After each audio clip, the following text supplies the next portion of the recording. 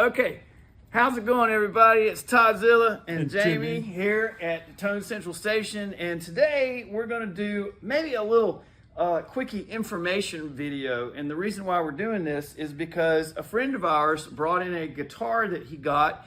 Seemed like he got a really great deal on it, but now we know kind of why he got such a deal on it, because it's actually what we call fake as fuck. It's okay. Look, it's normal. It happens, and yeah, every now and then we are going to find great deals. But there are more times than not that when you find a Gibson Les Paul for a price that it shouldn't be at, guys and gals out there, it is fake. And we're going to show you a couple of reasons and a couple of things that you can look at to determine if it's real or not. And this one, it ain't real, I can tell you. Okay, first and foremost, you look at this thing. Let's get a good shot of this guy. Nikki, come on in here and just let's go over the guitar a little bit. We've got what appears to be a Joe Perry Boneyard. This was a custom shop piece that they did a while back for Joe. And this thing, you know, on first sight from 3 feet away, it's like, oh, look, it's one of those Joe Perry Boneyards. But here's some things that are definite issues right off the top. I'm going to pull in an actual real Les Paul here that we have confirmed it is real. And one of the first things we want to look at, come around this side if you will. One of the first things we want to look at is the headstocks. Okay.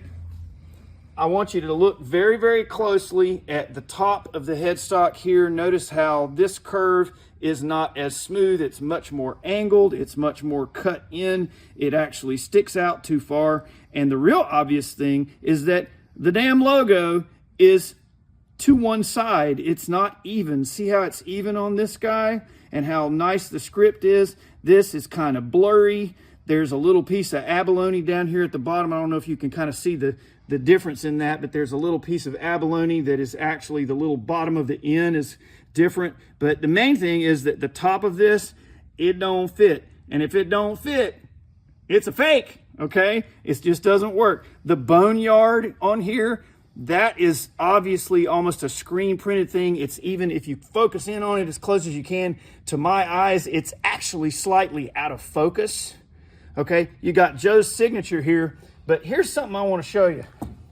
Let me grab my screwdriver here. One thing that is a definite is if we take, and one of the first ways that you can tell on these, what we call Gibsons, Chinese Gibsons that are fake, is the way the truss rod is done. I can tell you with a fact that Gibson always uses a truss rod that is, we'll call it an outie instead of an innie, okay? This is actually, if you can focus in there and see, that's gonna be adjusted with an Allen wrench that goes inside. Gibson does not do that. They actually do it a whole different way. And if you open up that little access to the truss rod adjuster and you don't see that, then it definitely is not a Gibson right off the bat, okay? All right, so now as we're going down, you can kind of sort of see, come on down here, let's show the difference in the two bodies. It's very, very subtle, but you can also see that the curve here is a little bit off. Whereas on a real Les Paul, there's one little spot in there where it almost kind of comes in and goes back out. It's a nice little pop of a curve there. This one's actually kind of leaning out just a little bit. So obviously not a really, convincing fake in my eyes. There's the knobs, even the numbers on the knobs just look a little wrong. Even though these look like normal speed knobs, the script on those knobs just doesn't even look right. But again, here we go. One of the other telltale things is you always want to open it up and check the plots. Now, look at this access cover compared to the Gibson one. Okay? Just if you do them side by side, and it might be a little hard to see on the camera, but the shape of it is not even right. and it's actually tilted a little bit too far in compared to here. Bring the camera in close, and I'll show. Notice this edge right here. It's about an angle, man. It's this one sticks all the way into the edge. This one's not even close. And then the big telltale is once we open up this cupboard, you're gonna see something that is really a complete tattletale. If I can get him off of there without, come on. Might have to edit our video here. Hang tight. Okay, I got it. Okay. Anybody that knows anything about guitars can take one look at that and go, that's not a Gibson custom shop. Those are tiny, small little pots that they use in China and in overseas guitars. Gibson doesn't do that, especially on a custom shop guitar. Those would be CTS pots, much larger, and they would use braided wire on a guitar like this, most likely.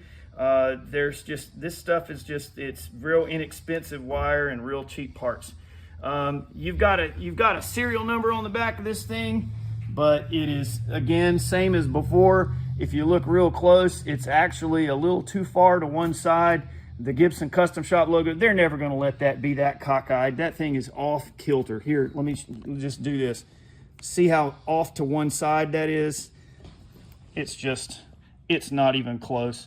So folks, as you're going and trying to find good guitars and trying to find cool deals, make sure you know what you're getting, because you could get your heart broke into a million pieces over a few bucks.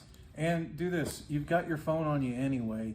Like, do your research on it. If it looks like it's not right, more than likely it's not. Call a friend, call us here at the store. We're glad to help out at any time. We don't want to see anybody ever get duped on anything. We're not fans of fake replica stuff that's not what it's supposed to be.